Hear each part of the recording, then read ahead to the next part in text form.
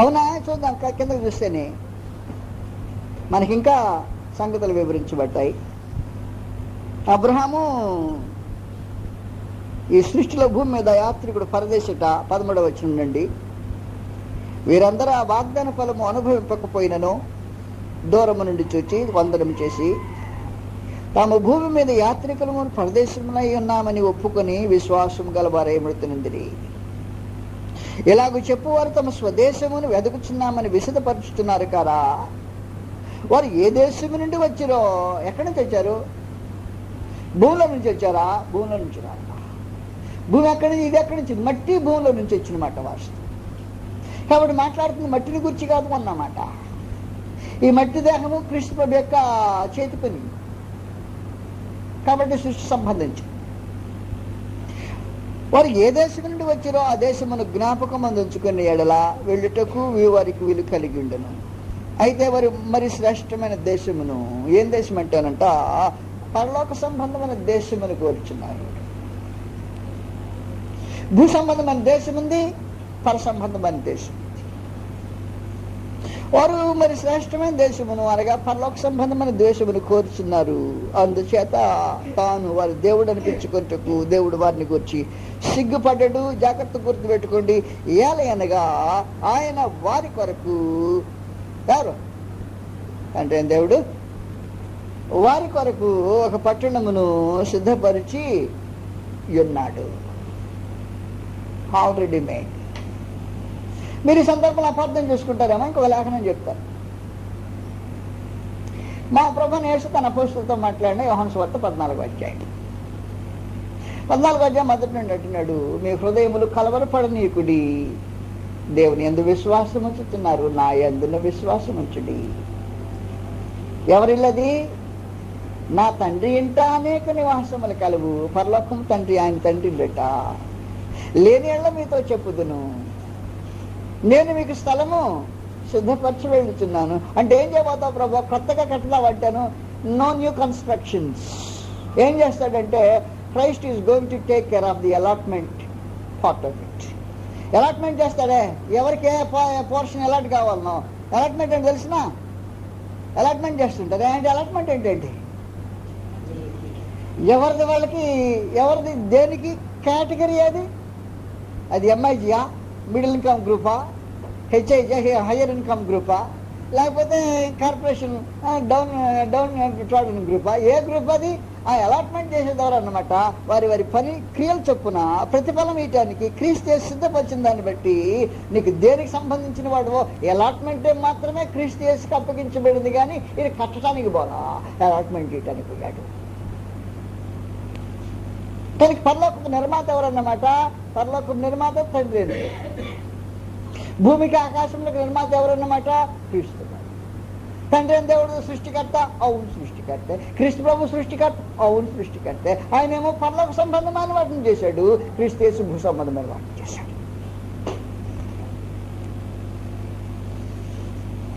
తేటగా వ్యత్యాసం మనుషులు చూడగలిగిన గ్రంథంలోనే ఉన్నాయి, లేకుండా పోయింది.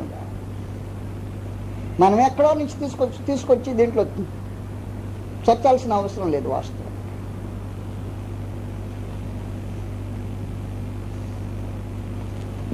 కాబట్టి వాస్తవంగా ఏం జరుగుతుందంటే ఆయన వారి కొరకు ఒక పట్టణం సిద్ధపరిచాడంటే క్రీస్తు ప్రభు ఏం చేస్తాడట?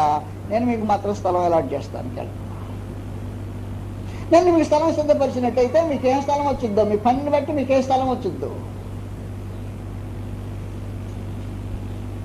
వాస్తవానికి పౌలు గారిని నన్ను ఒకే స్థలంలో కూర్చోబెట్టబోట్లా. ఎందుకో తెలిసిన, పౌలు గారు తన జీవితం అంతా శ్రమపడి ప్రయాసపడి జాగరణంలో దెబ్బలు తిరిగి జైలు చర్చాలు పాలైపోయి ఓడబగిలిపోయిన బాధల్లో ఉండి అనేకమైన చిత్రహింసలు ప్రభు కొరకు అనుభవించిన వాడికి బాధలు ఇబ్బందులు లేకుండా ఊరికి హాయిగా లోకంలో డొల్లించుకొని అనుకునే వాడికి ఇద్దరు సమానమైన కేటగిరీ అంటే దేవుడు అన్యాయస్తుడై ఉండాలి. ఖచ్చితంగా దేవుడు అన్యాయస్తుడు కాడు అనుకున్నప్పుడు ఏం జరుగుద్ది అన్నమాట? వాని క్రియలు చొప్పున ప్రతివానికి తను ఇయడానికి జీతం ఇయడానికి ఆయన దగ్గర సిద్ధపరిచి ఉంచబడిన కారణాన క్రీస్తు ప్రభు ఆ డిపార్ట్మెంట్ హ్యాండిల్ చేస్తున్న కారణాన ఏ డిపార్ట్మెంట్? శాలరీ ఇచ్చే మన ఆఖరి రోజు పేమెంట్ ఇచ్చే కార్యక్రమం క్రీస్తు ప్రభు హ్యాండిల్ చేస్తున్న కారణాన ఎవరికి ఏది ఎలాట్ అవడానికి క్వాలిఫై అవుతుంటాడో దాన్ని బట్టి ఆయన చేస్తుంటాడు అంటే ఆశ్చర్యపడాల్సిన అవసరం. కనుక పరలోక సంబంధమైన వాటిని తండ్రి అని దేవుడు ఎప్పుడో నిర్మాణం చేసి పెట్టాడు. క్రీస్తు ప్రభు భౌతికమైన ఈ దేహాన్ని కట్టాడు నా కోసము. ఈ దేహం పోతే మరొక దేహము దీని మీద ధరించుకోవడానికి పరలోకమందున దేవుడు ఇంకొక దేహాన్ని తయారు చేసి పెట్టాడు నా కోసం. ఇది క్రీస్తు చేసింది, ఇది పోతుంటుంది. తండ్రి దేవుడు పోకుండా శాశ్వతంగా ఉండడానికి, తన దగ్గర నివాసం చేసి పెట్టుకోవడానికి ఈ దేహం ఎదురికి పనికిరాదు కనుక వేరొక దాన్ని తయారు చేసి రెడీగా పెట్టించాడు. కొరింథీ 2వ పత్రిక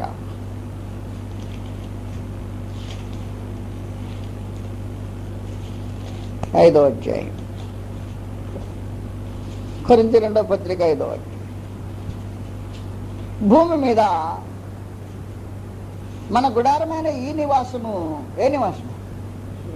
శరీరము శిథిలమైపోయినను చేతి పని కాక, ఇదో ఈ చేతి పని. మట్టి మొత్తం తీసుకున్నాడు, మట్టిని తీసుకున్నాడు, ముద్ద బొమ్మని చేశాడు చేతి పనిగా. అందువల్ల ఈ దేహము చేతి పనిగా రూపించబడి, ఈ దేహం పేరు చేతి పని. చేతి పని కాక దేవుని చేత కట్టబడినది, నిత్యమైనది అనే నివాసము పరలోకమందు మనకున్నదని ఎరుగుతున్నాం. అదెవరి పని? చేతి పని కాదు, చేతి పని కాదు, ఇదో చేతి పని అయింది. భూమి ఆకాశంలో క్రీస్తు యేసు చేసింది చేతి పని కాంతి తండ్రి అంది. నేను చెప్పేది మీకు అర్థమవుతుందో వ్యత్యాసం? అసలు ఇంత తేటగా ఉంటే మనుషులు ఆయన ఈయన అంటానికి ఏమొచ్చిందో తెలియలా, వ్యత్యాసం చూడటానికి చేత కాదు.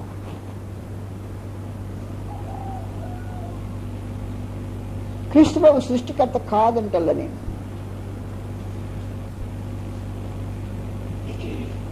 చేతి పనులు ఆయన వల్ల కలిగినాయి. ఆయన చేశాడు, కానీ ఎవరి కోసం చేశాడు? పలానా ఆయన కోసం చేశాడు, తండ్రి అని దేవుని కోసం చేశాడు. ఆయన కట్టించుకున్నాడు, ఈయన కట్టాడు. మరొకసారి చదివి వినిపిస్తాయి ఈ సంగతి, తెలిసిందే. భావన ఎవరి నుంచి పుట్టింది? ఆ భావనకు రూపం ఇచ్చింది ఎవరు? భావన పుట్టింది ఒక చోట, రూపం ఇచ్చింది మరొక చోట. పుట్టింది ఒకరి మనసులో, భావన రూపం ఇచ్చింది మరొక ఆయన. కొరింథీయులకు 1వ పత్రిక 8వ అధ్యాయం. చదివేంతకు ముందుకు మనం దీన్ని ఆయన ఈ రూపంలో చదవాలి, అందుకని చదవబోతాం. మళ్ళా 6వ వచనంలో, ఆకాశమందైనను భూమి మీదనైనను దేవతలను బడినవి ఉన్నను మనకొక్కడే దేవుడున్నాడు, ఆయన తండ్రి. ఆయన నుండి, ఎక్కడి నుంచి భావన? ఆయన నుండి ఏమొచ్చింది?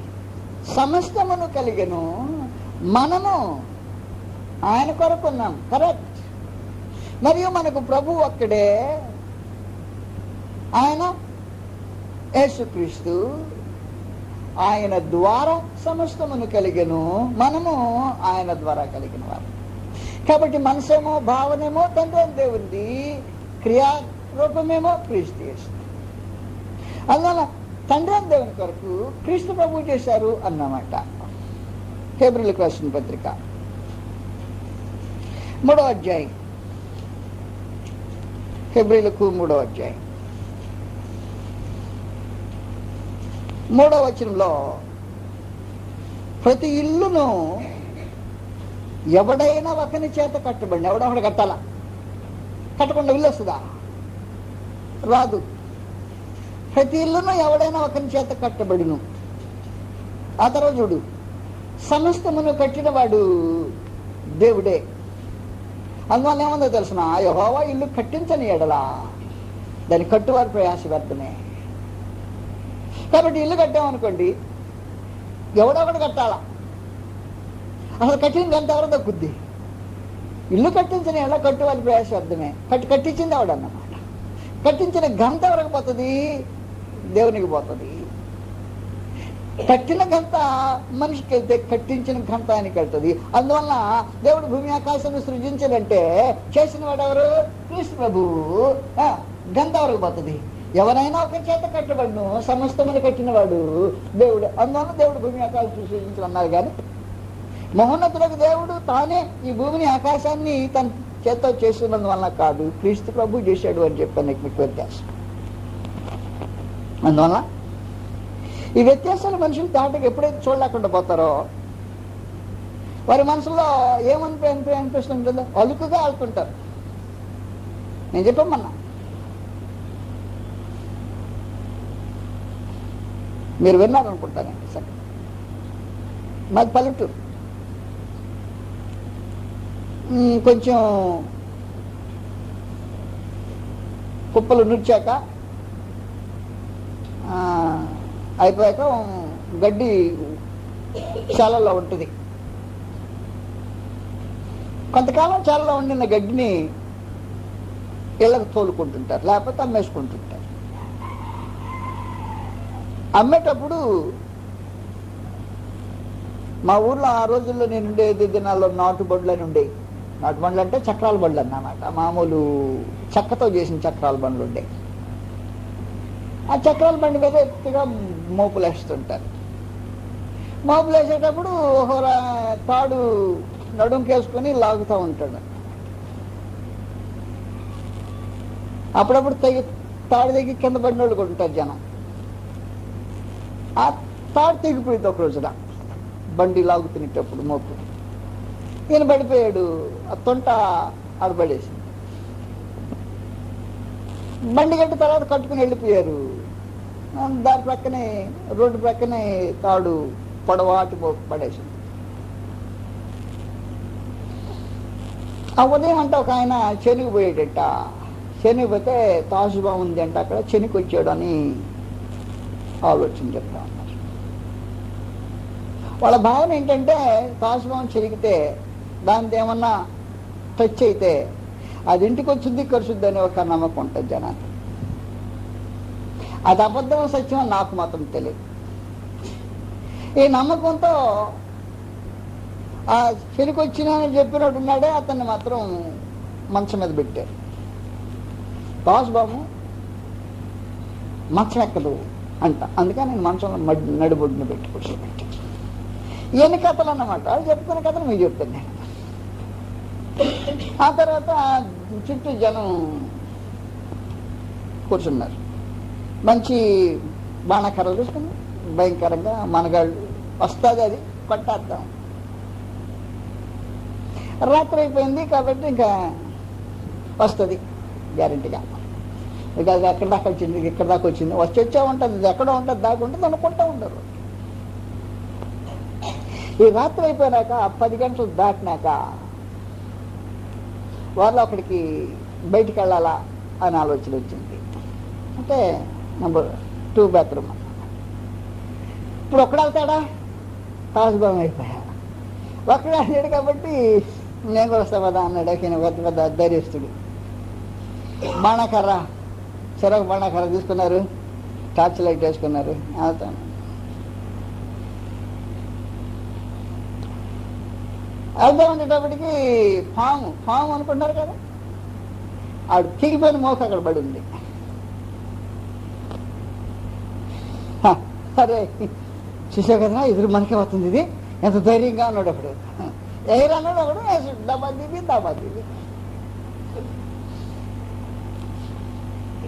బాగా వదిలిపెట్టాను. సైకిల్ ఎంచుకుంటా పోయినా అది పోయింది, మానేశారు.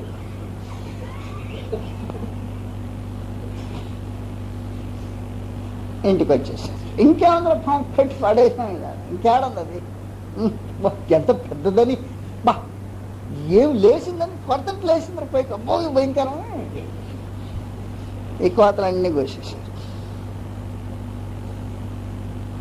సరే పాము తెచ్చింది అనుకోండి, చచ్చింది అనుకున్నారు. మొత్తానికి ఆ రోజు తెల్లారిపోయింది మొత్తం. నేనే చేశాను, పామును కొట్టారు ఇంట్లో. పెద్ద పెద్ద మనగా ఆడిపోవంట, అది ఏందో కొట్టేసి అక్కడ పడేశారంట. చూసేద్దాంటే వాళ్ళు ఎక్కడ కొట్టారు పడేశారని చెప్పారు. ఆ స్థలంలో పోయి చూస్తేనే పాము కనపట్లా. పెద్ద మోక ఉంటుంది.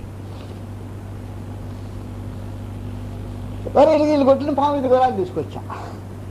మన వాళ్ళు కొట్టిన పాము చేసే పెద్ద బోరాటి పాము లేచిపోయిందంటే ఇది గొప్ప. అందువల్ల మనుషులు ఏం చేస్తుంటారంటే వాళ్ళు అలక లోపల ఉండే భావన ఉందే దాన్ని ఏం చేస్తుంటారంటే ఏది కనపడితే దాని మీద వేస్తుంటారు అన్నమాట. అంతకంటే జరిగేది అంటే దాన్ని ఏమంటారంటే ఇల్యూషన్ అంటారు నామల్. అందువల్ల గ్రంథం చదివేటప్పుడు ఏం చేశారంటే యేసుక్రీస్తు దేవుడు, యేసుక్రీస్తు సృష్టికర్త అనేటప్పటికి ఎక్కడ సృష్టి అన్న పేరు చెప్పినా లేకపోతే ఇంకేదన్నా పేరు చెప్పినా దేవుడు అని పేరు చెప్పినా తగిలిచ్చేశారు. వాస్తవంగా ఎవరెవరు అని రోజున మనం థాట్ చేసుకుని జాగ్రత్తగా చూస్తూ ఉంటేనే క్రీస్తు ప్రభు సృష్టికర్త వాస్తవం. కానీ మరింకొక సృష్టికర్త ఉన్నాడు. సృష్టికర్త యేసుక్రీస్తు ప్రభు ఆదిందు భూమి ఆకాశం సృజించిన మాట వాస్తవం. ఆదిందు భూమికి పునాదులు వేసిన మాట వాస్తవం. ఆకాశంలో ఆయన చేసిన మాట వాస్తవం. అయితే తిరిగి ఆయన వెళ్ళాడే, ఆయన అంతకుముందు ఉన్నాడే, అది ఆయన చేసినాయి కాదు. ఎవరు చేసినాయి? అంటే దేవుడు చేసినాయి. ఇప్పుడు ఆయన వెళ్ళిన స్థలం ఏదన్నమాట ఈ సృష్టి సంబంధమైనది కానిది, సంబంధం కానిది మరి ఘనమైనది ఎక్కడ ఉంది? పరలోకంలో ఉంది. పరలోకంలో ఎవరిదో కాదంటాను క్రీస్తు ప్రభు చెప్పాడు, నా తండ్రి ఇల్లది అని. నేను మీకేం చెప్తున్నానంటే గ్రంథాన్ని విడమర్చి జాగ్రత్తగా చూస్తే నీకు రెండు రకాలైన సృష్టిలు ఉన్నాయి. ఒకటి ప్రారంభించబడిన సృష్టి బైబిల్లో మనకు చెప్పబడిన ప్రత్యేకించి దాంట్లో మనం ఒక భాగం. ఆ సృష్టిలో మనం ఒక భాగం. ఆ భాగంలో దేహంతో ఈ దేహం ఉంది, మన మట్టి ఒళ్ళు, ఇది ప్రారంభించబడిన దేహానికి సృష్టికి సంబంధించింది. కానీ నాలో పోషిందే ప్రారంభించబడిన సృష్టికి సంబంధించింది కాదు. నాలో పోసిన జీవము, ఊపిరి ఎవరిది? దేవుడు తన జీవవాయువును ఊదగా నరుడు జీవాత్మ. అది ప్రకృతి నుంచి వచ్చిందా? నాలో ఉండే వ్యక్తి ప్రకృతి నుంచి రాలా. ఎక్కడి నుంచి వచ్చింది? దేవుని దగ్గర నుంచి వచ్చింది. కనుక ప్రకృతి కాలిపోయే రోజున నాలో కాలిపోయింది మరొకటి దేవుని చేత అనుగ్రహించబడింది. అది దేవుని. అందుకు నేను శాశ్వతుడిని. కనుక నేను ఎక్కడి నుంచి వచ్చానండి? శాశ్వతుడు దేవుని దగ్గర నుంచి వచ్చాను అన్నమాట. శాశ్వతుడు దేవుని దగ్గర నుంచి వచ్చాను కనుక నేను అనే నా వ్యక్తిత్వము, నేను ఈ వ్యక్తిని శాశ్వతమైన వాడిని. కనుక ఈ గుడారం రాలిపోయింది. ఈ గుడారం రాలిపోతే నన్ను ఆయన దిగంబరినిగా పెట్టాలని ఉద్దేశించాల. దిగంబరిని కాకుండా ఉండటానికి మరి శ్రేష్టమైన ఒక దేహాన్ని కడుతున్నాడంట, గుడారాన్ని. ఇది రాలిపోతే అది వేస్తాడు. ఒకవేళ రాలిపోకుండా ప్రభు అనే క్రీస్తు యేసు మహాప్రభు ప్రత్యక్షమే రోజు వరకు ఉంటే దాన్ని దీని మీద తొడుగుతాడు. తొడిగితే ఏమవుద్దంటే లోపల ఉన్నది లోపలికి వెళ్ళింది జీర్ణమైపోయి ఆ తొడిగిందే శాశ్వతంగా కనిపిస్తుంది. అలాంటి ఒక ఏర్పాటు ఉంది, అది దేవుని చేత కట్టబడింది. కనుక శాశ్వతంగా ఉండే ప్రతిదీ తండ్రి దేవుని చేత కట్టబడినాయి. తాత్కాలికమైన డిజైన్లో కట్టబడిన అవన్నీ క్రీస్తు ప్రభు వలన కట్టబడినాయి. కనుక అబ్రహాం చూచింది దేవుడు దేవునికి శిల్పియు నిర్మాణకుడై ఉన్నాడు, పునాదులు గలాపట్టు. క్రీస్తు ప్రభు వెళ్ళింది ఆయన తండ్రి ఇంటికి, ఆయన కట్టిన ఇంటికి కాదు.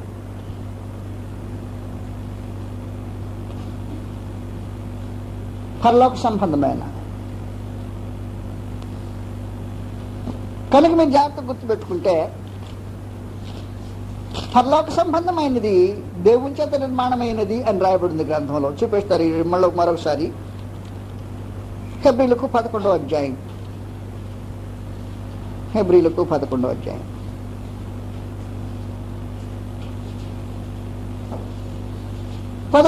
మీరు మరొకసారి చూస్తేనే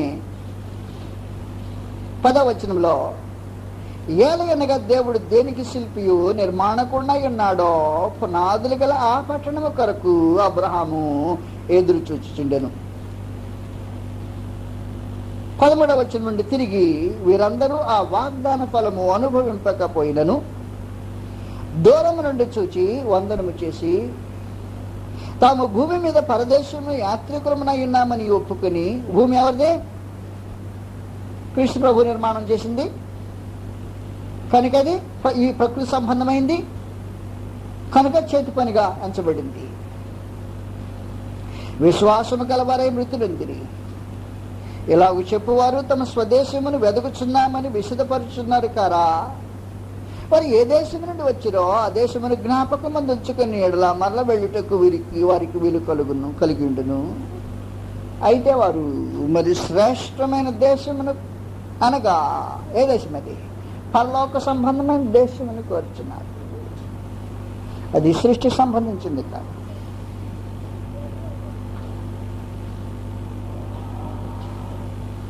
పరలోక సంబంధమైన దేశంలో కోరుచున్నారు. అందుచేత తాను వారి దేవుడు అనిపించుకుంటే దేవుడు వారిని గురించి సిగ్గుపడ్డాడు. అనగా ఆయన వారి కొరకు ఒక పట్టణమును సిద్ధపరిచి ఉన్నాడు.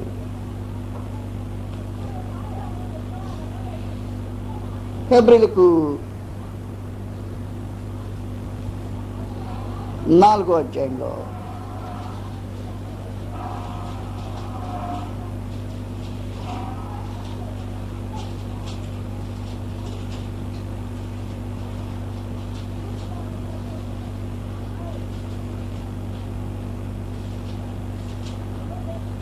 పద్నాలుగవ వచనం నుండి, ఆకాశ మండలము గుండా వెళ్ళిన దేవుని కుమారుడైన యేసు అను గొప్ప ప్రధాన యాజకుడు మనకున్నాడు గనుక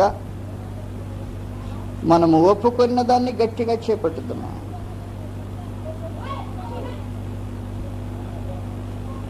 కిందకి చదివేస్తే 15వ వచనంలో, ప్రతి ప్రధాన యాజకుడును మనుషులలో నుండి ఏర్పరచబడిన వాడై పాపముల కొరకు అర్పణలను బలుడు అర్పించుటకు దేవుని విషయమైన కార్యములు జరిగించుటకై మనుషుల నిమిత్తము నియమింపబడును. తాను కూడా బలహీనతల చేత ఆవరింపబడినందున అతడు ఏమీ తెలియని వారి ఎడలను త్రోవ తప్పిన వారి ఎడలను తాలిమి చూపగలవాడైనాడు. ఆ హేతువు చేత ప్రజల కొరకు ఎలాగో అలాగే తన కొరకు పాపములను క్షమించాలి. పాపముల నిమిత్తము అర్పణం చేయవలసిన వాడై ఉన్నాడు. మరి ఎవడుని ఘనత తనకు తానే వహించుకొనడు. ప్రభు అటువలే క్రీస్తు కూడా 5వ వచనంలో ప్రధాన యాజకుడగుటకు తను తానే మహిమ పరచుకొనలేదు, తండ్రి అయిన దేవుడు దీన్ని ఇచ్చాడట. 8వ అధ్యాయంకి వచ్చాము. 8వ అధ్యాయంలో సంగతి వివరిస్తా ఉన్నాడు. మొదటి నుండి మేము వివరించుతున్న సంగతుల్లోని సారాంశం ఏదనగా, మనకట్టి ప్రధాన యాజకుడు ఒకడున్నాడు. జాతి గుర్తుపెట్టు. ఆయన పరిశుద్ధాలయమునకు అనగా మనుషుడు కాక ఎవరు కట్టారంట? ప్రభువే స్థాపించిన. ప్రభువే స్థాపించిన జాతి గుర్తు పెద్ద అక్షరాలతో చేపెట్టింది. తండ్రి అయిన దేవుడు స్థాపించిన నిజమైన గుడారమునకు పరిచారకుడయ్యండి. పరలోకం ఎవరు కట్టారంట? పరలోకమందు మహామహుని సింహాసనం కుడిపార్శ్వమున ఆసీనుడాయను. పరలోకంలో గుడారం కట్టింది ఎవరు? తండ్రి అయిన దేవుడు. ఇప్పుడు అక్కడ గుడారంలో యాజకత్వం చేసేది ఎవరు? కృష్ణ ప్రభు. యాజకత్వం ద్వారా ఆరాధన పొందేది ఎవరు? తండ్రి.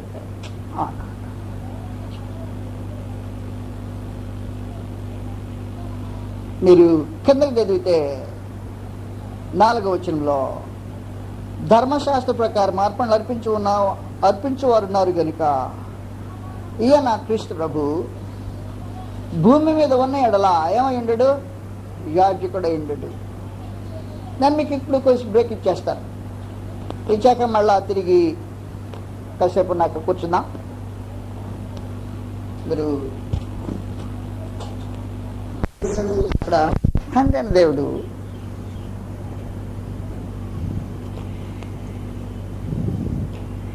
చేసిన కార్యాల గురించి మనం మాట్లాడుతూ ఉన్నాం.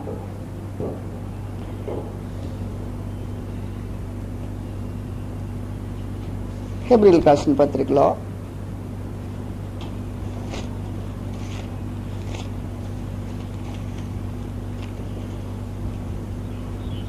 10వ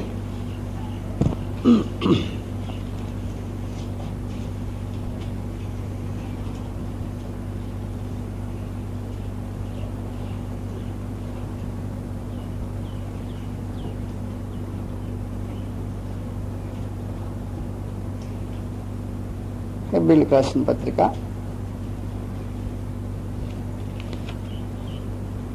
4వ అధ్యాయం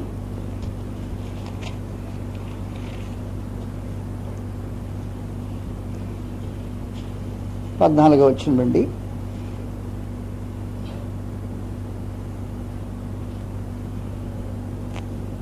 ఆకాశ మండలము గుండా వెళ్ళిన దేవుని కుమారుడైన యేసు అందు గొప్ప ప్రధాన యాజకుడు మనకున్నాడు గనుక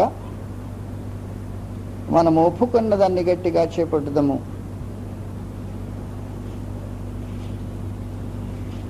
5వ అధ్యాయంలో ప్రధాన యాజకుడు నియమించబడిన విధానాన్ని ఆలోచన చేశాం. 8వ అధ్యాయంలో ప్రభువైన యేసు భూమి మీద ఉన్నట్టయితే యాజకుడిగా ఉండడు అనే సంగతి స్థిరంగా తెలుసుకున్నాం. కనుక ప్రభువే స్థాపించిన ఈ ప్రభు అనే ఇక్కడ పెద్ద అక్షరము తండ్రి అని దేవుడికి సంబంధించింది. ప్రభు అనే మాటలు అప్పుడప్పుడు మీకు పొరపాటుగా ఆత్మ ప్రభు అనే మాటలు కొన్నిసార్లు తప్పుడుగా పెద్ద అక్షరాలు పెట్టారు. కనుక జాగ్రత్తగా మీ సందర్భాన్ని చూసి అది రైటో తప్పో నిర్ణయించాల్సిన అవసరం ఉంది. ఆది అనేది, ఆది అంటే మొదలు, ఈ మొదలు సృష్టికి సంబంధించిన మొదలు, అనాదికి సంబంధించింది కాదు.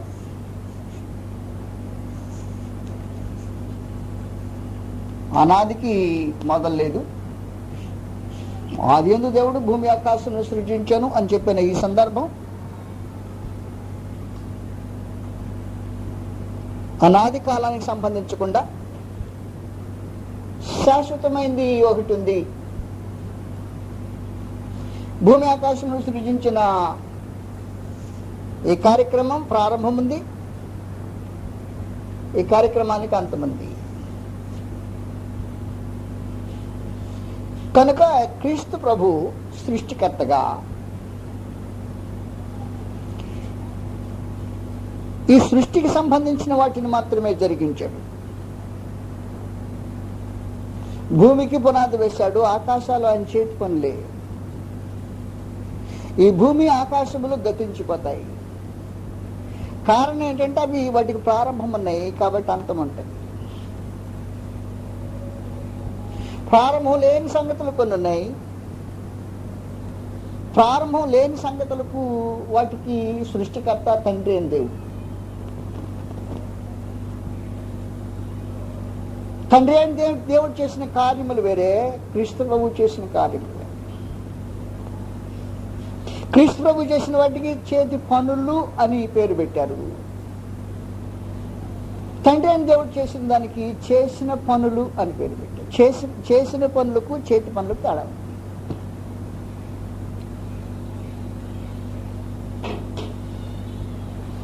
రైట్. 24వ వచనంలో 9వ అధ్యాయము, అందువలన నిజమైన పరిశుద్ధ స్థలమును పోలి హస్తకృతమైన చేత్తో చేయబడిన పరిశుద్ధ స్థలములో క్రీస్తు ప్రవేశింపలేదు గాని ఇప్పుడు మన కొరకు దేవుని సముఖమందు కనబడుటకు పరలోకమందే ప్రవేశించాడు. కనుక పరలోకంలో ప్రవేశించిన క్రీస్తు యేసున్నాడే తండ్రి దేవుడు నిర్మించిన గుడారములో యాజకత్వం చేయటానికి ఉండిపోయాడు. ఆరాధన పొందేది తండ్రి అయిన దేవుడు, యాజకత్వం జరిగించేది ఆరాధకుల యొక్క ఆరాధనను తండ్రి అయిన దేవుని దగ్గరికి తెచ్చే ఆ ఆశ్చర్యమైన కార్యక్రమాన్ని నిర్వహించేది క్రీస్తు ప్రభు. అందులో నేను చెప్పిన మీ తేడాలోనే ఈ సృష్టి చేతి పనులకు సంబంధించింది క్రీస్తు యేసు వలన చేయబడింది. కొలసి 1:16 చదివాం. 15లో ఆయన అదృశ్య దేవుని స్వరూపే ఆ సర్వ సృష్టికి ఆది సంభూతుడై ఉన్నాడు. ఏలయనగా ఆకాశమందున్నవి భూమి అందున్నవి, దృశ్యమైనవి కానీ అదృశ్యమైనవి కానీ, అవి సింహాసనములైనను ప్రభుత్వములైనను ప్రధానులైనను అధికారములైనను సర్వము ఆయన ఎందుకు సృజింపబడెను. సర్వము ఆయన ద్వారాను ఆయన బట్టి సృజింపబడెను. ఆయన అన్నిటికంటే ముందుగా ఉన్నవాడు, సమస్తమును కాన. ఈ సృష్టికి సంబంధించిన వాటికి ఆధారభూతులైన వాడు క్రీస్తు మహాప్రభు. ఈ సృష్టికి సంబంధము కాని వాటిని నిర్మించిన వాడు తండ్రి.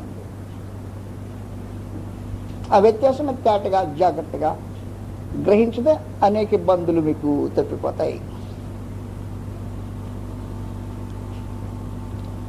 జాగ్రత్తగా ఒక సంగతి మళ్ళా మీ మనసు జ్ఞాపకం తీసుకొస్తున్నా. హెబ్రీలకు 9వ అధ్యాయంలో మీరు మర్చిపోకుండా ఈ సంగతి గుర్తుపెట్టుకోవాలి. 11వ వచనం 11-12లోని, అయితే క్రీస్తు రాబోచున్న మేళల విషయమే ప్రధాన యాజకుడిగా వచ్చి తానే నిత్యమైన విమోచన సంపాదించి గుర్తుపెట్టుకో, హస్తకృతము కానిది చేతి పని కాందన్నమాట. అనగా ఈ సృష్టి సంబంధము కానిది. ఈ సృష్టి సంబంధమైందేమో చేతి పనులను పేరు పెట్టాడు.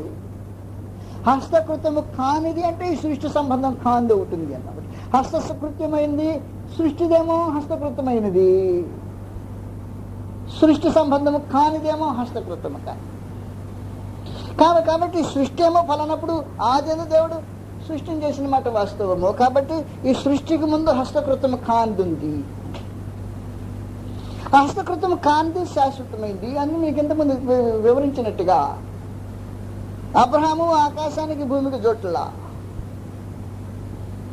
దేవుడు దేనికి శిల్పి నిర్మాణకుండా ఉన్నాడో,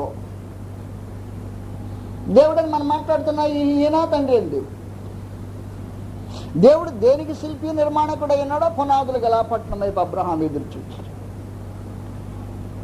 అంటే ఏమన్నమాట, ఆది ఎందు భూమికి పునాదులు వేయకముందు పరలోకం ఉంది.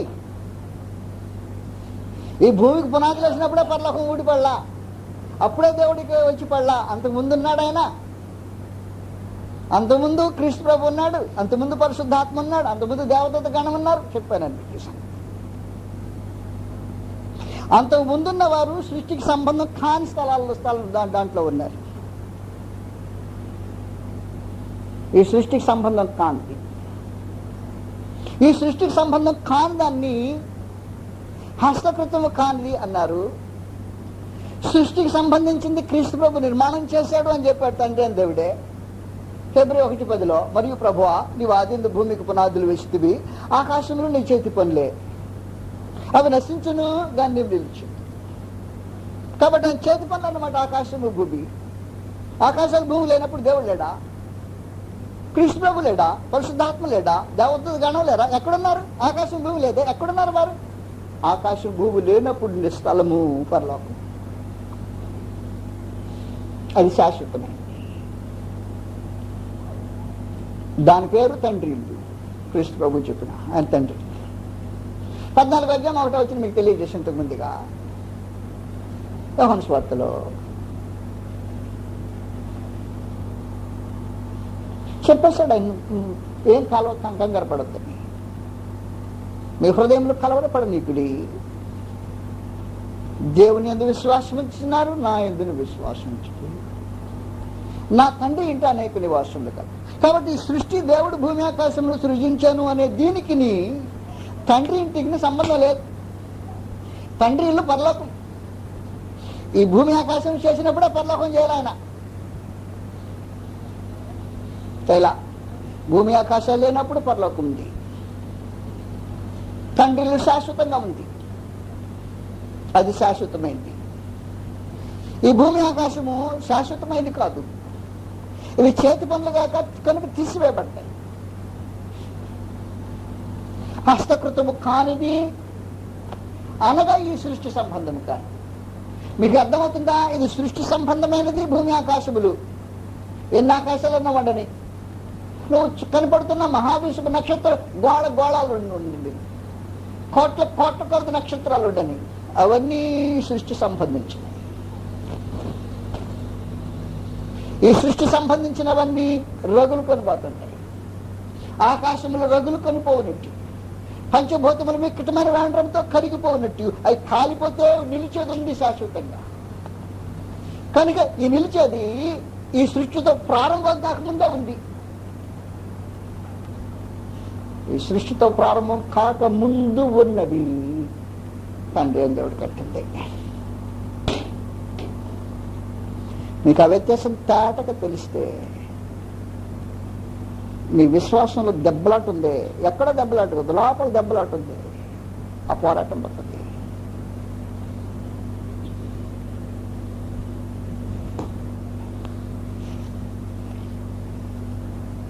అలాగే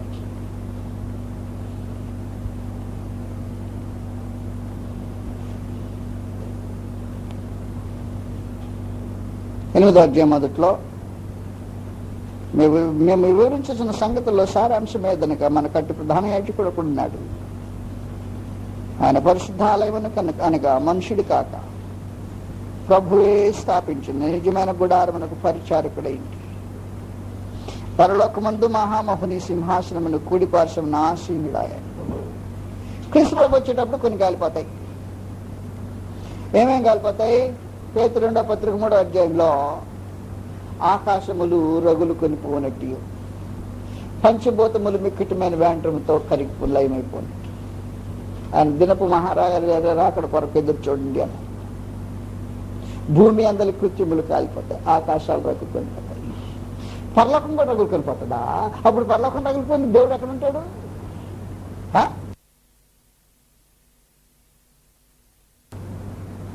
పరలోకం రగులుకొనిపోతుందా? రగులుకొనిపోతే ఆయన ఎక్కడ ఉంటాడు? క్రీస్తు ప్రభు ఎక్కడ ఉండిపోతాడు? వాళ్ళు కూడా కాలిపోతారా? కాదు.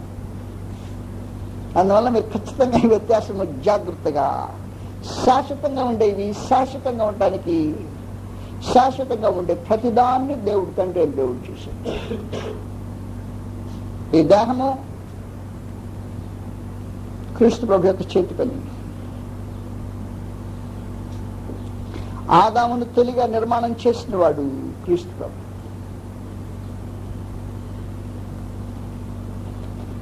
కానీ దేహం పోతే ఈ దేహానికి బదులుగా మరొక దేహాన్ని చేసిన వాడు తండ్రి. క్రీస్తు ప్రభు చేసిన దేహం పోతుంది, తండ్రి దేవుడు చేసిన దేహం పోదు అన్నా. పోదని మీకు ఒక రెఫరెన్స్ చూపించింది నేను 2 కొరింథీ 5వ అధ్యాయంలో. 5వ అధ్యాయంలో ఏమన్నాడంటే, భూమి మీద మన గుడారమైన ఇది తీసివేయబడిన హస్తకృతము కానిది, అది గుర్తుపెట్టుకోకపోవడం సరే.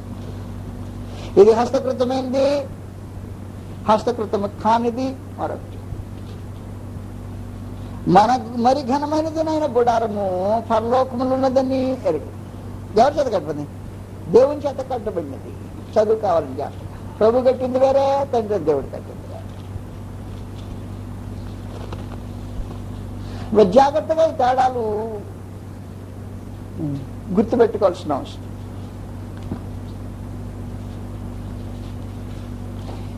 దేవుడు చేసిన పని హస్తకృతమైంది కాదు. క్రీస్తు ప్రభు చేసిన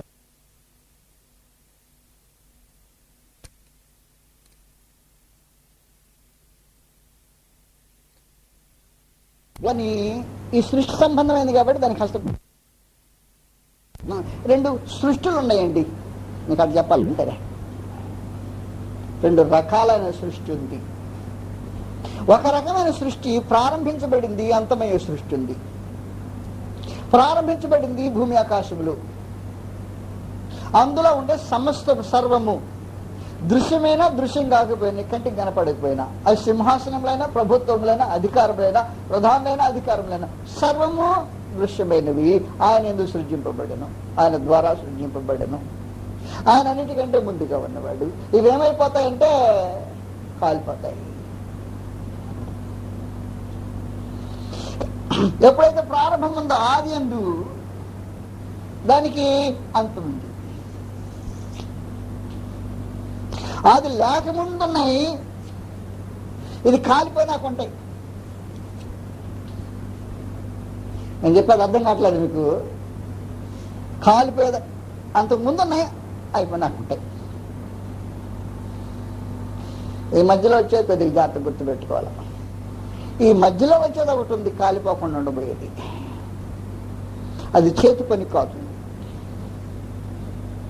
ఎఫెసీయులకు రాసిన పత్రిక 2వ అధ్యాయం. ఎఫెసీయులకు 2వ అధ్యాయం జాగ్రత్త. ఎఫెసీయులకు 2వ అధ్యాయంలో 8వ వచనం నుండి, మీరు విశ్వాసం ద్వారా కృప చేత రక్షింపబడి ఉన్నారు, ఇది మీ వలన కలిగినది కాదు, క్రియల వలన కలిగినది కాదు, కనుక ఎవరిని అతిశయపడు. 8, 9 చదివేశా. 10వ వచనంకి వచ్చాం. మరియు మనము వాటి యందు నడుచుకొనవలనని దేవుడు ముందుగా సిద్ధపరిచిన సక్రియలు చేయుటకై మనము క్రీస్తు యేసునందు సృష్టింపబడిన వారమై, జాగ్రత్త గుర్తుపెట్టుకో, చదువుతున్నా, ఆయన చేతి పని ఉన్నాము కాదు. చేతి పని అయితే కాలిపోతుంది. ఆయన చేసిన పని అయి ఉన్నాము. ఇప్పుడు చేతి పనికి చేసిన పనికి తేడా తెలిసిందా మీకు? కాబట్టి 2 రకాలైన సృష్టి ఉన్నది. ఒక సృష్టి చేసిన పని, రెండవ సృష్టి చేతి పని. చేసిన పనేమో తండ్రి అని దేవుంది, చేతి పనేమో క్రీస్తు యేసు.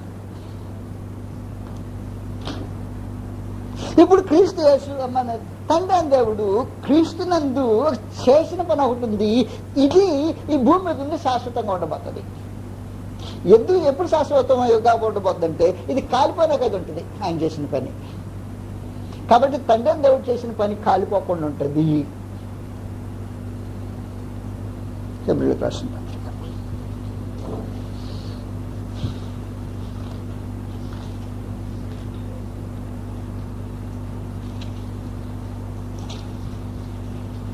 12వ అధ్యాయం. హెబ్రీయులకు 12వ అధ్యాయం. 12వ అధ్యాయంలో 26వ వచనం నుండి, అప్పుడు ఆయన శబ్దము భూమిని చెల్లింప చేశాను గాని ఇప్పుడు నేను ఇంకొకసారి భూమిని మాత్రమే గాక ఆకాశము కూడా కంపింపచేతును అని మాట ఇచ్చి ఉన్నాడు. ఇంకొకసారి అన్నమాట చెల్లింప చేయబడనివి ఏంటవి? చెల్లింప చేయబడనివి, బడినవి కాదు, బడనివి, నిశ్చలముగా ఉండే నిమిత్తము చెల్లింపజేయబడినవి బొత్తిగా తీసివేయబడినని అర్థం ఇచ్చినవి. ఇవేం చేస్తాయి? బొత్తిగా తీసివేయబడ్డాయి. ఏవి? బొత్తిగా తీసివేయబడ్డాయి. భూమి ఆకాశాలు బొత్తిగా తీసివేయబడ్డాయి. భూమి ఆకాశాలు బొత్తిగా తీసివేయబడినప్పుడు ఎందుకు తీసివేయబడతాయి? అవి చేతి పనులు కాబట్టి తీసివేయబడతాయి. తీసిపడకుండా వేయబడకుండా ఏముంటుందంట? చెల్లింపజేయబడనివి నిశ్చలముగా ఉండని. నిశ్చలం అంటే శాశ్వతంగా కదలకుండా ఉండే నిమిత్తము. చెల్లింపజేయబడినవి బొత్తిగా తీసివేయబడినని అర్థమిస్తాయి. ఏ బొత్తిగా తీసివేయబడతాయి? పేతురు 2వ పత్రిక. బొత్తిగా వేయబడే ఏమిటో 3వ అధ్యాయం 10వ వచనంలో, అయితే ప్రభు దినం దొంగ వచ్చినట్టు వచ్చిన ఆ దినమున ఆకాశములు, అదిగో ఆకాశం చేతి పని కదా, ఆకాశములు మహాధ్వనితో గతించిపోవును, పంచభూతములు మిక్కటమైన వేంటముతో లయమైపోవును, భూమియు దాని అందులో కృత్యములు కాలిపోవును. కాబట్టి ఏమవుతాయి అన్నమాట. ముందే చెప్పాడు కృష్ణ ప్రభుని, మరియు ప్రభు నీ వాది భూమికి పునాది వేసింది, ఆకాశము నీ చేతి పనిలే, అవి నశించును దాన్ని నిలిచింది, నీవు నిలిచింది, అవి మార్చబడును, ఉత్తరం వల్ల తీసివేయబడును, మర్చివేయబడు, కానీ నీవు నిరంతరం ఏకరీతిగా ఉన్నావు. కాబట్టి చెల్లింపజేయబడినవి భూమి ఆకాశములు దానికి సంబంధించినవి. భూమి ఆకాశములు చెల్లింపజేయబడేవైతే ఈ భూమి ఆకాశముల యొక్క పరిధిలో శాశ్వతంగా ఉండే ఒక నూతన సృష్టి ఉంది. ఈ నూతన సృష్టి చేతి పని కాని సృష్టి. ఏదైనా నూతన సృష్టి అంటేను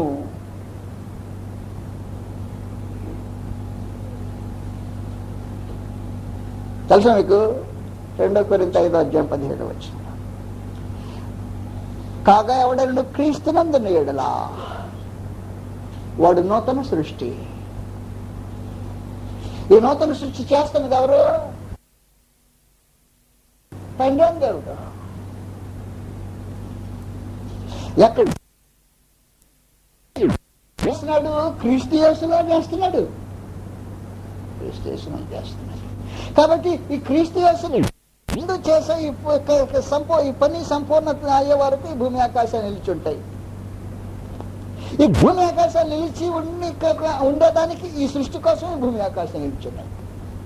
ఈ కార్యక్రమం ఎప్పుడైతే పూర్తి అయిపోతుందో ఈ భూమి ఆకాశాలకు విలువ ఉండదు. కాబట్టి భూమి ఆకాశాల పరిస్థితి, ఉద్దేశము, ఉనికి అసలు దేనికంటే ఇది దీనికోసం. ఈ సృష్టిని చేసేది క్రీస్తు యేసునందు తండ్రి.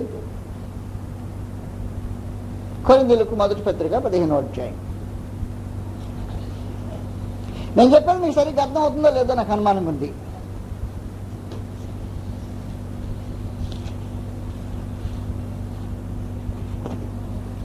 అధ్యాయం ఎత్తేసిన తర్వాత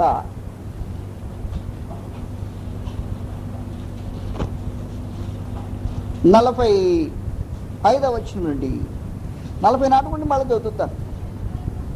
ప్రకృతి సంబంధమైన శరీరముగా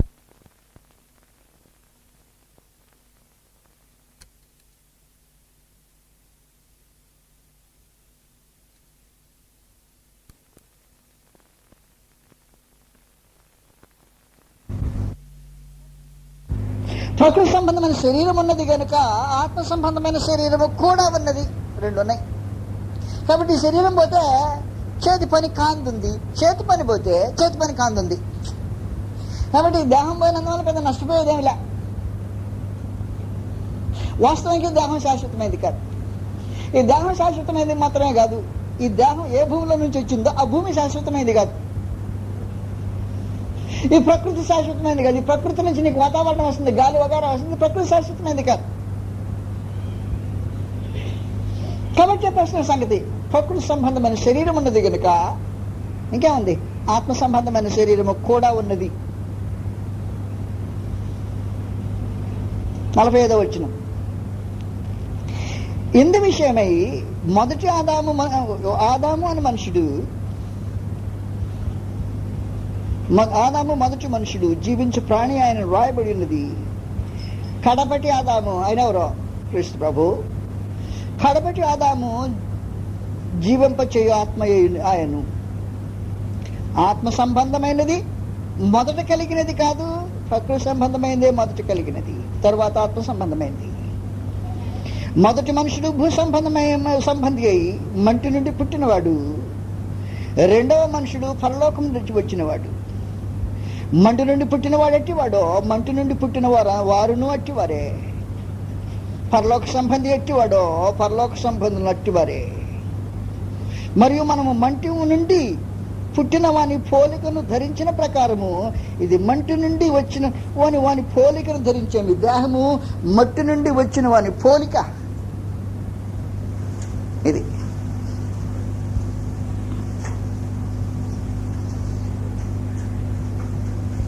మరియు మనము మట్టి నుండి పుట్టిన వాని పోలికను ధరించిన ప్రకారము పరలోక సంబంధి పోలికయు ధరింతుము. సహోదరులా, నేను చెప్పినది ఏమనగా, రక్తమాంసములు దేవుని రాజ్యమును స్వతంత్రించుకొను. కనుక రక్తమాంసాలు రాలిపోయిన రోజున స్వతంత్రించుకో. ఎలాగెడి తిరిగి అక్కడ పోవడానికి అవకాశం. నేను మీకు 3 సంగతులు మాటి చెప్తున్నా. 1, భూమి మీద బ్రతకాలంటే రక్తమాంసంతో కూడిన దేహం ఉండాలి. రక్తమాంసాలతో కూడిన దేహం లేకుండా భూమి మీద మనుషుడు జీవింపలేడు.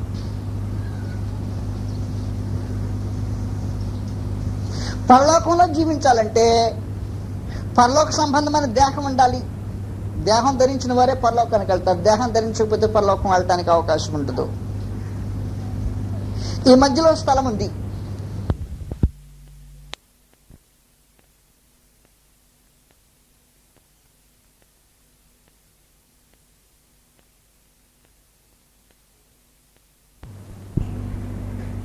ఈ రెండు మధ్యలోనే అటు ఇటు కాకుండా ఉండే కాలం ఒకటి ఉంది.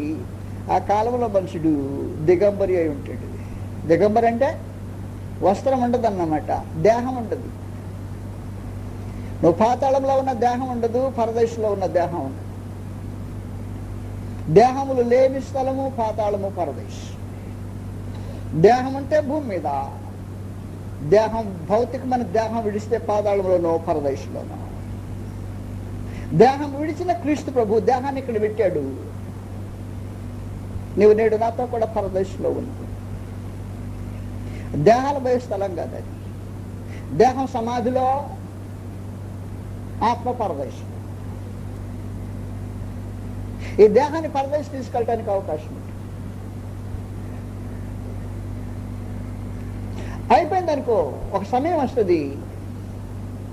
ఆ సమయంలో ప్రభువును యేసు ప్రత్యక్షం అవుతాడు. మట్టి నుండి పుట్టిన వాని పోలికను ధరించుకున్న వీరు దేవుని నూతన సృష్టిలో ప్రవేశించితే పరలోకం నుండి వచ్చిన వాని పోలిక ధరించుకోబోతారు. ఎందుకంటే రక్తమాంసములు దేవుని రాజ్యమును స్వతంత్రించుకోవాలి. అక్షయతను స్వతంత్రించుకోదు. ఇది క్షీణించిపోయేది, అందువల్ల అక్షయతకు సంబంధం లేదన్నమాట. ఇప్పుడు మీకు అర్థమవుతుందా? ఇది క్షయత, ఇది అక్షయత. ఏది క్షయత? ఈ సృష్టి సంబంధమైనంత క్షయత, క్షీణించిపోయేదే. ఈ సృష్టి సంబంధము కానిది అక్షయమేంటి? ఒక వస్తువు పడేసాం అక్కడ. భూమి మీద అయితే కాలం గడిచే కొద్ది మార్పులు వచ్చేస్తాయి.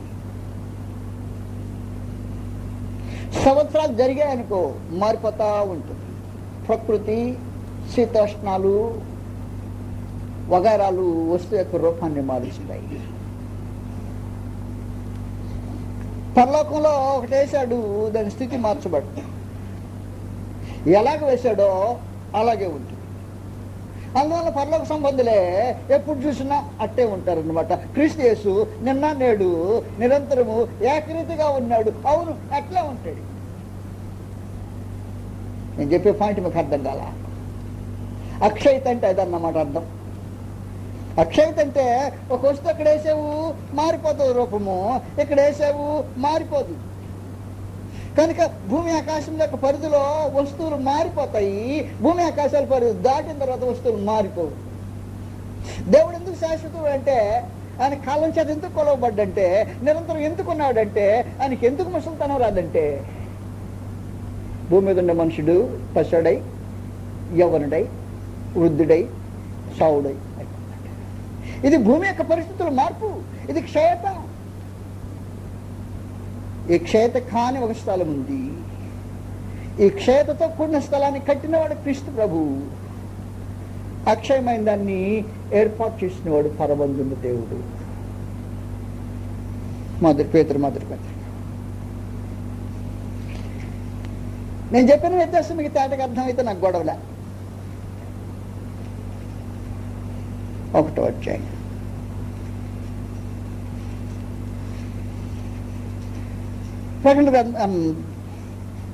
మొదటి పేతురు 1వ అధ్యాయంలో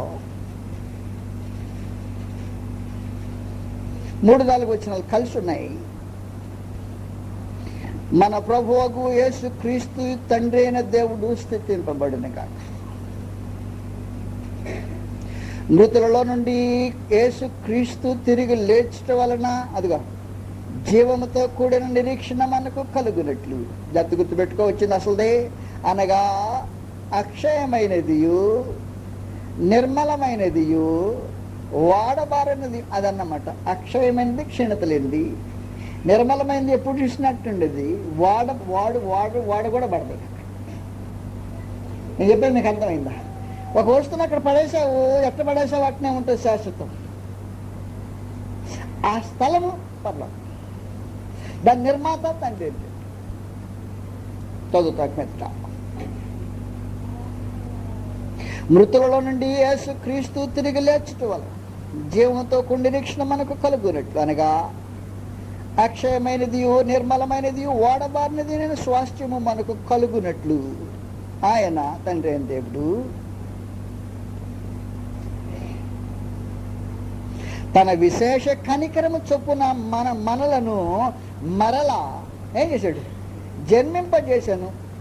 ఈ తిరిగి జన్మించిన వారితో కూడింది కొత్త సృష్టి. ఈ కొత్త సృష్టి యొక్క కార్యం కొత్తగా జన్మించిన వారితో కూడింది. ఎందుకు చేశాడు అంటేను, నిర్మలమైంది, అక్షయమైంది, వాడవారింది అనే స్వాస్థ్యం అవుతుంది. దానికోసం కొత్త జన్మ. ఈ కొత్త జన్మ దేవుడి సృష్టిలో కార్యక్రమం భాగం.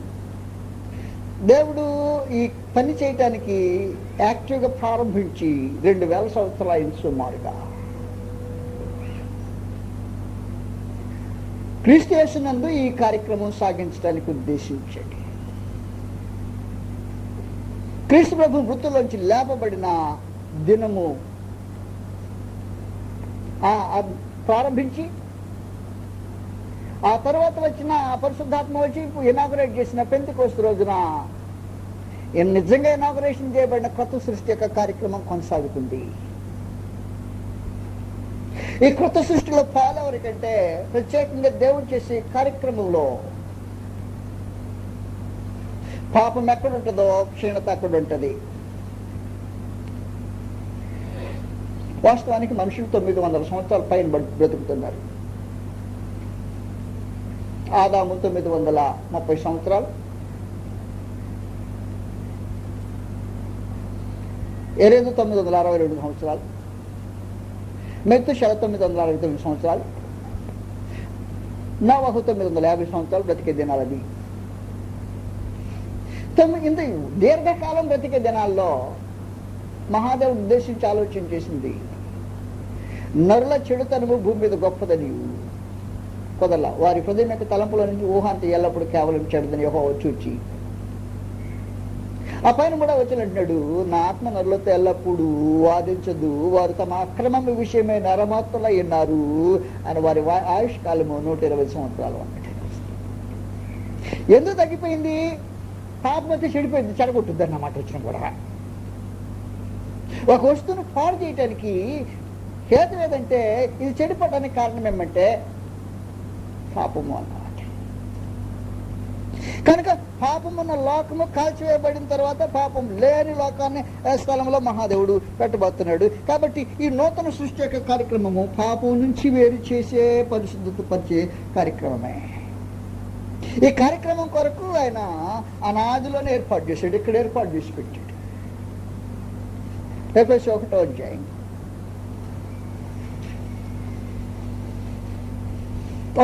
3వ వచనం నుండి, మన ప్రభు అయిన యేసు క్రీస్తు యొక్క తండ్రి అయిన దేవుడు స్తుతింపబడును. ఆయన క్రీస్తునందు పరలోక విషయంలో ఆత్మ సంబంధమైన ప్రతి ఆశీర్వాదం, భూ సంబంధమైన ఆశీర్వాదం కొరకు క్రీస్తులు ఎదురు చూడాల్సిన అవసరం లేదు. ఎట్లనగా తన ప్రియుని యందు క్రీస్తు ప్రభునందు తాను ఉచితముగా మనకు అనుగ్రహించిన తన కృపామహిమ కీర్తి కలిగినట్లు తన చిత్త ప్రకారమైన దయా సంకల్పము చొప్పున మనలను తనకు కుమారులుగా స్వీకరించుటకై ముందుగా తన కోసం నిర్ణయించుకుని, మనము మనము తన ఎదుట పరిశుద్ధులమును నిర్దోషులమునై ఉండువలనని జగత్తు పునాది వేయబడకమునుపే. జగత్తు పాపానికి సంబంధించి, ఎందుకంటే అలా మాట కలుస్తుందని, జగత్తు పునాది వేయబడకమునుపే ఏం కావాలని? పరిశుద్ధులను నిర్దోషులై ఉండువలనని. కాబట్టి ఇప్పుడు క్రీస్తు యేసునందు చేసే నూతన సృష్టి యొక్క కార్యక్రమం, దేవుని కొత్త కార్యక్రమం ఏమంటే పరిశుద్ధులనిగా నిర్దోషులుగా చేసే కార్యక్రమం. దేవుడు చేస్తున్న పని ఏంటంటే పరిశుద్ధులను నిర్దోషులుగా చేసింది. ఎక్కడ జరుగుతుందంటే క్రీస్తు యేసునందు జరుగుతుంది. కనుక దేవుడు చేసిన పని అది. కనుక ఆత్మ సంబంధమైన వాటినేమో చేసిన పని అన్నారు, ప్రకృతి సంబంధమైన వాటినేమో చేతి పని అన్నారు. ప్రకృతి సంబంధమైన ప్రతి దానిని నిర్మించిన వాడు క్రీస్తు ప్రభు. ఆత్మ సంబంధమైన నిర్మాణ కార్యక్రమాన్ని ప్రధానంగా కొనసాగించుతున్న వాటి అంటే కనుక ఇప్పుడు నీకు ఏదైనా నిరీక్షణ నిత్యత్వంలో కావాలి, అనుకుంటే ఈ నూతన దేవుని యొక్క నూతన సృష్టి యొక్క కార్యక్రమంలో నీ వంతులు నీవు నిలబడి నేను కూడా నూతన సృష్టి అవుతా. నూతన సృష్టి అంటే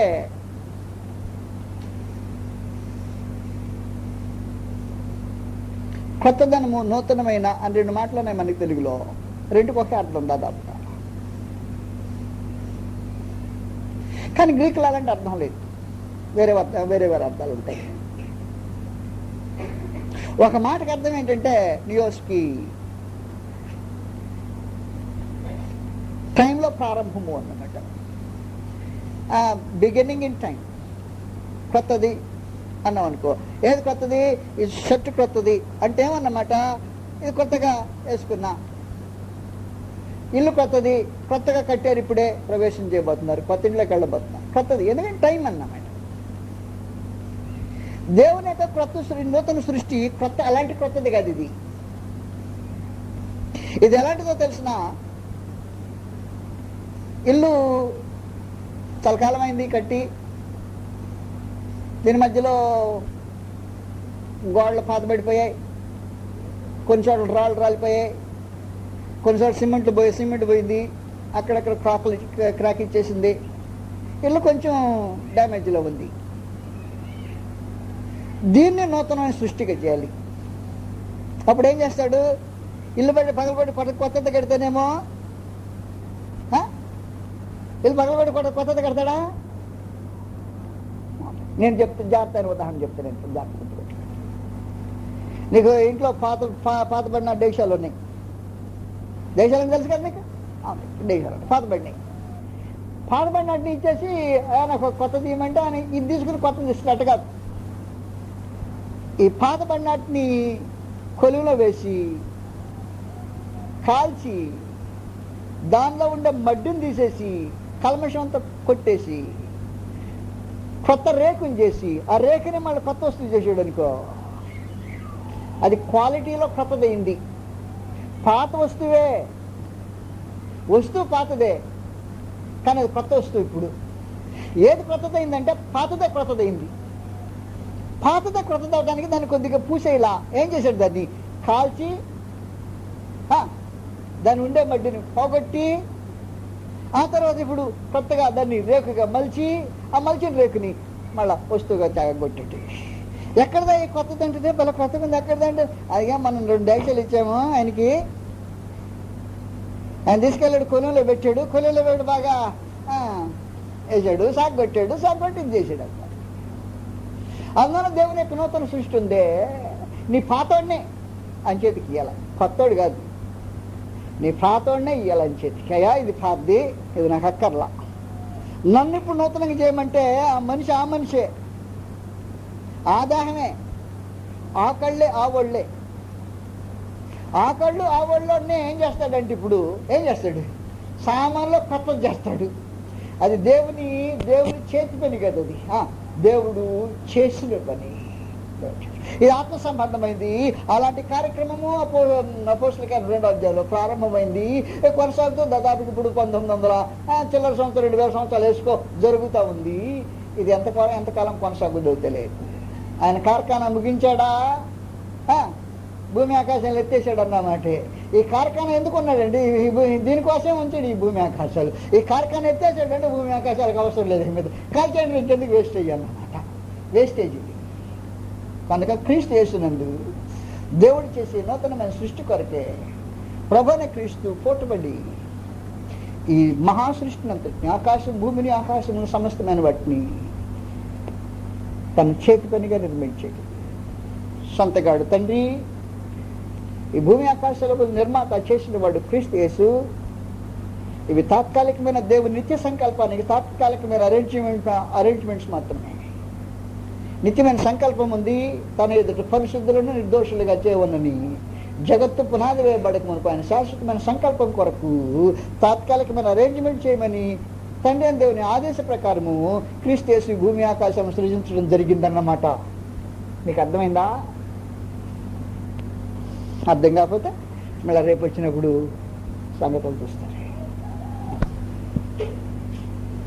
ఏర్పాటు మనుషుని గ్రహించకుండా, ఆయన సంకల్పం దృష్టిలో సంగతులు చూడకుండా బైబిల్ ఇష్టం వచ్చిన కాడ ఇష్టం వచ్చినట్టు విధంగా చదివి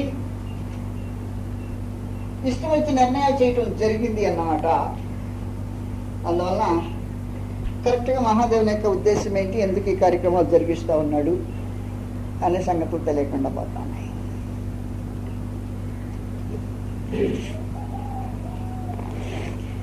మీకు అనేక సంగతులు తెలియకపోతే చేతి పనులు చేసిన పనులు అనే వాటికి వ్యత్యాసం తెలిసింది.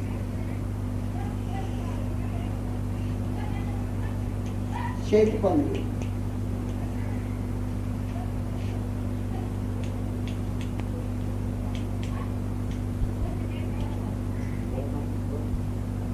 ఈ రెండింటి వ్యత్యాసం తెలియజేయడానికి, ఒకటి శాశ్వతమైంది, చేసిన పనులు శాశ్వతమైంది.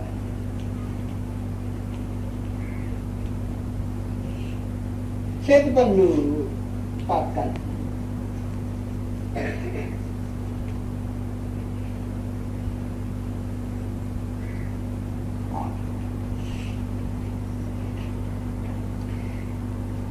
ఈ చేతి పనులు ప్రకృతి సంబంధమైనవి.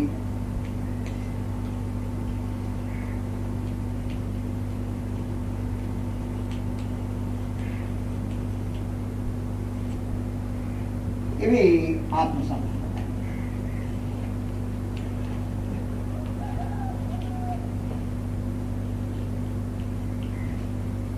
ఇవి భౌతిక సంబంధమైనవి.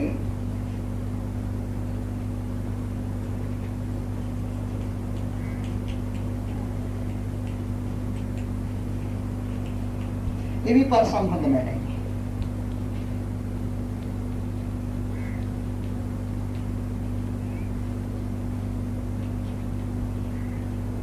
ప్రభువు యేసు తన రాజ్యాన్ని గురించి మాట్లాడినప్పుడు, నువ్వు రాజువా అని అడుగుతావు. నేను రాజునే. సత్యముని గురించి సాక్ష్యం ఇచ్చి పుట్టి తిని వచ్చి తిని అందునిమిత్తమే నేను లోకంలో పుట్టి. సత్య సంబంధి అని ప్రతి వాడు నా మాట విందని చెప్పినప్పుడు, నా రాజ్యము మొట్టమొదట ఈ లోక సంబంధమైనది కాదు, నా రాజ్యము ఇహ సంబంధమైనది కాదు. ఈ లోక సంబంధమైనది కాదంటే ప్రకృతి సంబంధమైనది కాదు, ఇహ సంబంధమైనది కాదంటే భౌతికమైనది కాదు.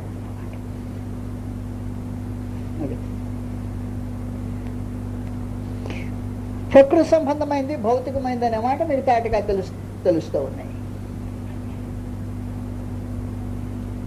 కనుక క్రీస్తు ప్రభునందు మహాదేవుడు ఉద్దేశించిన సంకల్పం ఉండే ప్రకృతి సంబంధమైంది, భౌతిక సంబంధమైంది కాకుండా, నేను చదివిన వచ్చిన వాళ్ళు మరొకసారి మీకు జ్ఞాపకం చేస్తే ఎఫెసీ 1:3 మన ప్రభువున యేసు క్రీస్తు యొక్క తండ్రి దేవుడు స్తుతింపబడును గాక,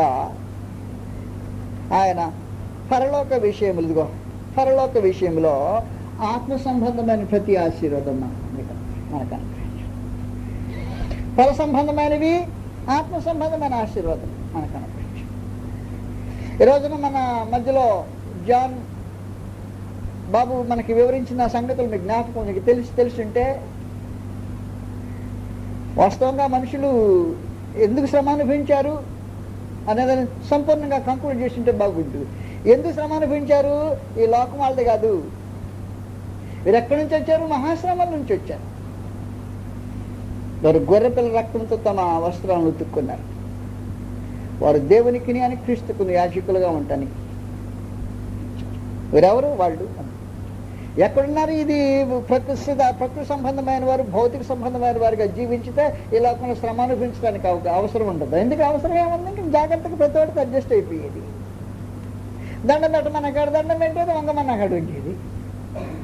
అప్పుడు దండం పెట్టమన్నాడు, దండం పెడితే వంగమన్నాడు వంగితే ఇంకా ఇబ్బంది, రిస్క్ ఏముంది, టెన్షన్ ఏముంది, గొడవ ఏముంది, అసలు సమస్య ఏముంది?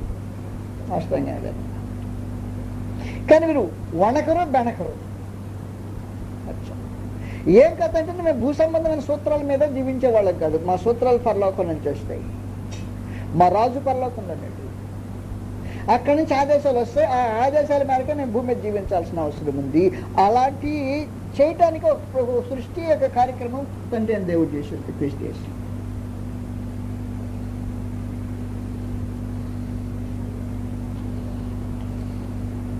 రైట్. ఇప్పుడు దేవుని నూతన సృష్టి యొక్క కార్యక్రమంలో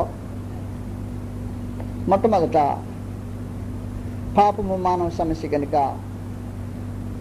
పాపం తీసివేయటము దేవుని యొక్క పరిష్కారం. పాపం తీసివేయకపోతే నూతన సృష్టి జరగదు. వస్తువు ఇచ్చాను, దానిలో ఉండే మడ్డి మలినము మసి గొడవ అదంతా పోకపోతే నూతనమైన వస్తువు కాదు. అది పోవాలంటే ఇప్పుడు ఏం చేయాలా? ఈ పార్దనం పోవాలంటే నిప్పులో పడేసి కాలవాల. అదే కాల్చి అదే సాగొట్టి నాకు వస్తు రూపం చేసి. కాబట్టి ఇప్పుడు జరిగే కార్యక్రమం ఏమంటే, నువ్వు నిజంగా దేవుని యొక్క నూతన సృష్టి కార్యక్రమంలో పొందలుచుకుంటే నిన్ను నీవే అప్పగించేసుకో. దాన్ని ఏం చేస్తాడు? దాన్నే సాగొట్టేది, దాన్నే కాల్చేది, దాన్నే రూపుదిద్దేది. అంటే ఇప్పుడు ఏమన్నమాట జరిగేది? ఒకప్పుడు శరీరాన్ని పాపానికి సాధనాలుగా వాడుకున్న ఈ మనుషుడు ఇప్పుడు ఏం చేయాలో తెలిసిన, అయ్యా దాన్ని లాగేసి, అయ్యా సారీ నేను ఇచ్చేది కదా, అది నాకు ఇచ్చేయండి, మళ్ళా ఇచ్చేవు కదండయా కానీ అనుభవించు, ఇదే అదన వద్దులే బాబు ఎందుకు వచ్చిన వాడు ఇచ్చే ముందే లాక్కోవాలా?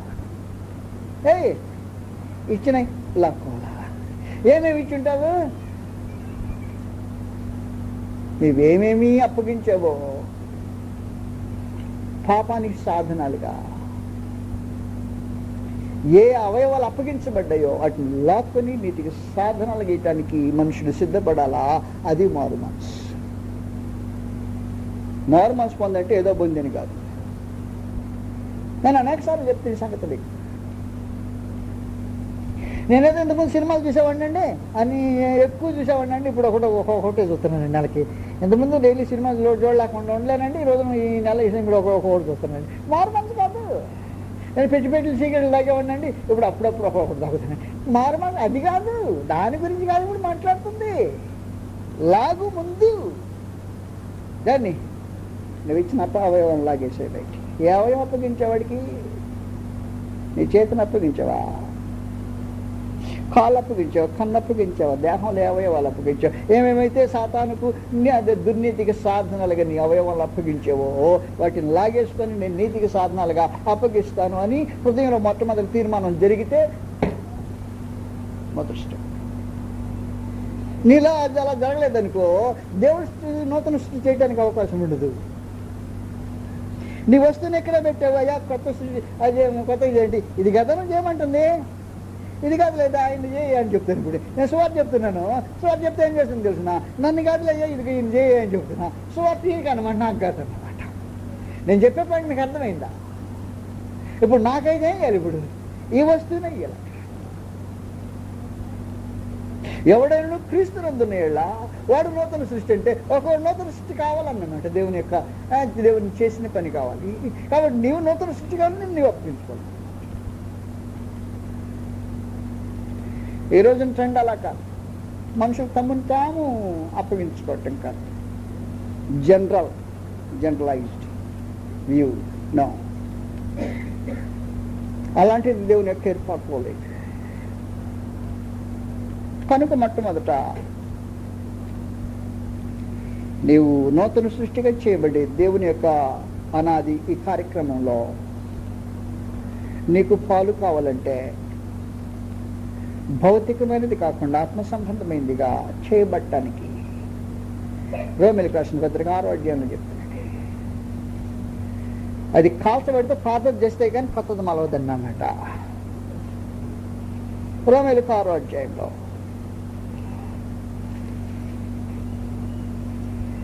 6వ అధ్యాయం మొదటి నుండి ఏమంటున్నాడంటే, పాపం విషయమై సంగతులు వివరించుతూ అలాగైనా ఏమందుము, కృప విస్తరింపవనని పాపముందు నిలిచిందుమా. అట్లన్న రాదు. పాపము విషయమే చనిపోయిన మనము ఇక మీదట దానిలో ఎలాగూ జీవించదు. ఇది చావు బ్రతుకులతో సంబంధించిన కార్యక్రమం. ఏం చేసావు? కొత్త సృష్టి కావటానికి పాపం విషయమే చనిపోవాలి. పాతదేం కావాలి? కాలిపోవాలి.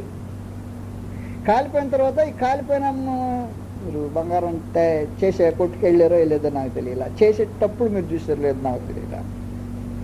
ఈ పాత బంగారం ఇచ్చామనుకో, ఏదో వస్తువు చేయమన్నాం అనుకో, నేను వెంటనే ఏం చేస్తాడంటే అది దాంట్లో వేసి మూసలో వేసి నిప్పుల్లో పెడతాడు.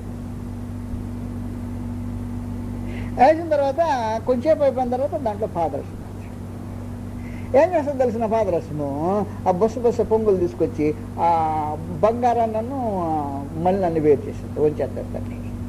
ఇదిగోనండి ఇదే, ఇదిగోండి నీకు బంగారం, ఇదేనండి అందే. ఇప్పుడు దాన్ని వస్తువు చేయాలి. కాబట్టి మొదట ఏం కావాలన్నమాట, కాల్చబడాలి, పాదరసం వేసి ఓడ్చబడాలి, ఆ తర్వాత వంచి వేయబడాలి.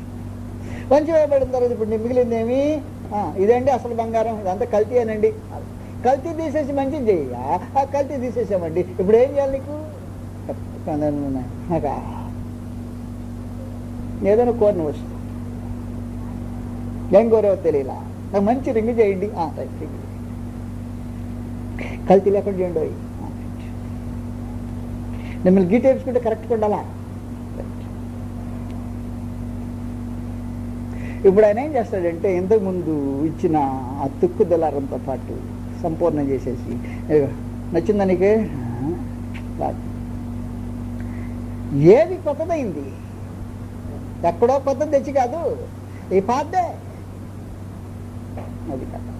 కాబట్టి ఇప్పుడు దేవుడు నూతన సృష్టి యొక్క కార్యక్రమం, దేవుడు చేసిన పని ఈ భూమి మీదనే బ్రతుకున్నప్పుడే ఏం చేస్తాడన్నమాట, పాపం చేసి పాతదైపోతే పాపం తీసివేసి కొత్తది చేస్తాడు. ఈ తీసివేసి కొత్తది చేయడానికి ఆయన ఏం చేస్తాడంటే, పాపం విషయమే చనిపోవాలి అంటే బాప్తిస్మం అంటుంటాం వరకు. నేను బాప్తిస్మం అంటాం కానీ దాంట్లో ఉండే అసలు దేవ సంకల్పపు ఏర్పాటు ఏంటో సంపూర్ణ చనిపోయిన పాత పెడతాం. కాబట్టి బాప్తిస్మం జరిగే మొదటి సంగతి ఏమంటే, పాపంతో మనుషులు వేరు చేయబడటం. పాపంతో మనుషులు వేరు చేయబడబోతే బాప్తిస్మానికి అర్థం లేదన్నమాట.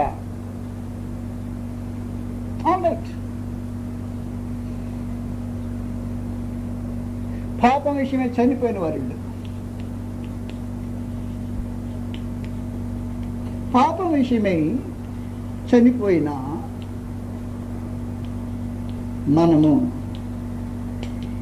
ఇది కొత్త సృష్టి. ఇక మీద దానిలో ఎలా జీవించదుమో,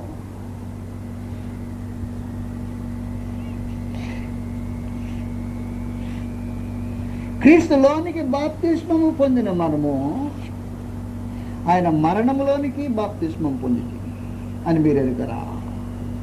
క్రీస్తు మరణం నీ మరణం కలిసిపోతుంది.